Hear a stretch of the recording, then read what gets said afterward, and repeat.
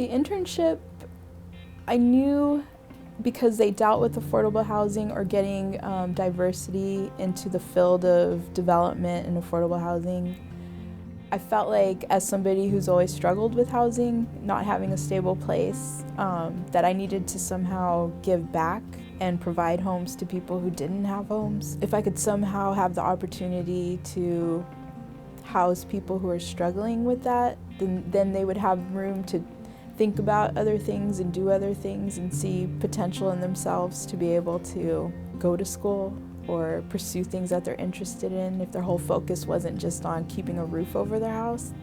I was the oldest of 5 children and my mom was a single mom. We always struggled with where we lived, and that was something that was just ongoing through my childhood. I didn't want to have that constant struggle of, where am I going to live? How am I going to take care of myself? I just somehow knew, and I think I was a little idealistic. I thought, somehow things would work out and I would just figure it out. Pretty much did a whole degree in psychology to kind of figure out why some people have things and why people don't, and the effects of poverty on people, to try to understand why the people around me where I grew up in Dinuba didn't strive for more or couldn't or didn't feel that opportunity. It was just kind of like a coming face to face with all of these statistics and reality of what someone from that background should be like. And so that was, it was hard to deal with. I guess I went to school with the whole notion too that if I somehow got a college degree that I'd be able to help my family or save my family, and realize that they were struggling even more now that I had left. And in fact, they got evicted and I was the only stable person.